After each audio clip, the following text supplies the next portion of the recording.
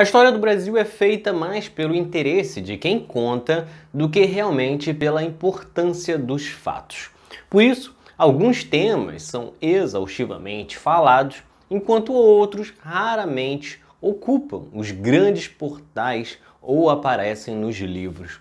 É o caso, por exemplo, do Teatro Experimental do Negro, idealizado e dirigido por Abdias do Nascimento, um importante projeto entre as décadas de 40 e 60 e que falaremos agora.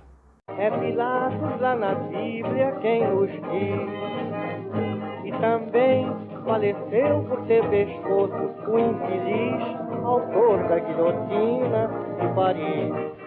A ideia de criar o Teatro Experimental do Negro surge em 1941. Naquele ano, o multiartista Abdias do Nascimento estava em uma viagem pelo Peru e assistiu à peça O Imperador Jones, do dramaturgo norte-americano Eugene O'Neill, no Teatro Municipal de Lima.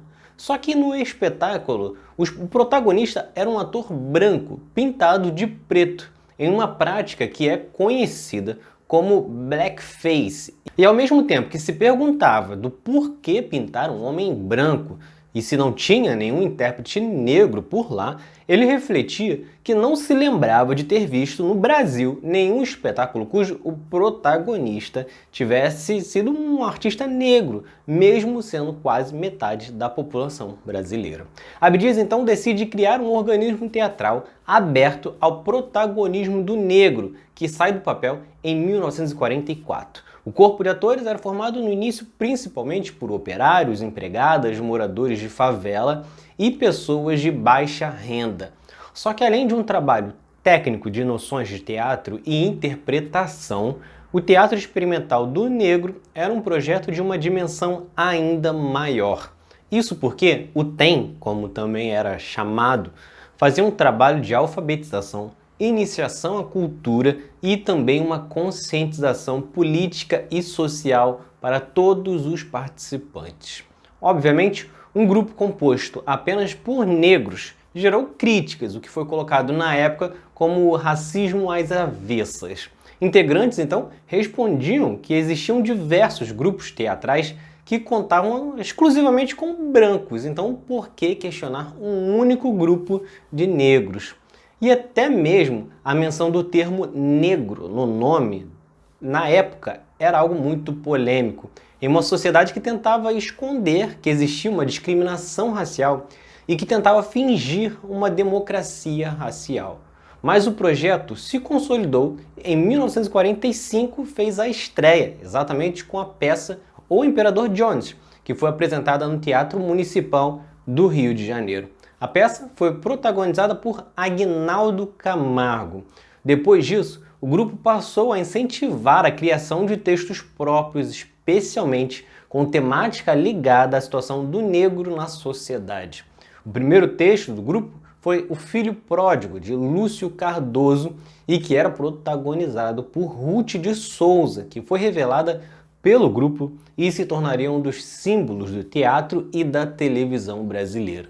Depois disso, dezenas de outras peças foram produzidas nos anos seguintes, trazendo elementos da cultura e de religiões afros, além de muitas críticas sociais. Chegou a ter mais de 600 alunos nas primeiras turmas. O TEM também incentivava a militância e o engajamento feminino nas lutas contra a discriminação. O projeto, inclusive, ultrapassou os limites da arte e buscou exaltar a beleza negra, criando um concurso de beleza próprio.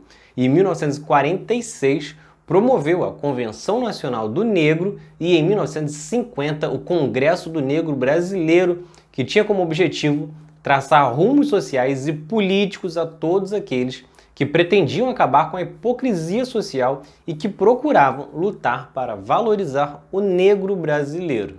Eventos que contribuíram e muito para que em 1951 fosse aprovada a Lei Afonso Arinos, que foi a primeira lei brasileira a incluir entre as contravenções penais a prática de atos resultantes de preconceito de raça e cor de pele. Foram muitos outros trabalhos ao longo da década criando uma ideia de autovalorização e crescimento do afro-brasileiro na sociedade. Porém, o Teatro Experimental do Negro acabou se encerrando em 1961 por dificuldades financeiras. E, infelizmente, a democracia racial até hoje ainda não ocorreu. Só para você ter uma dimensão, ao longo da história da televisão, somente 7 atores negros já receberam papéis de protagonistas em novelas. Esta falta de espaço também existe em muitas outras áreas da arte e fora dela, e definitivamente não dá para fingir que isso não é por conta do racismo estrutural existente neste país. Então é isso. Se vocês gostaram, curtam, se inscrevam e assistam os próximos vídeos do outro lado da história. Valeu!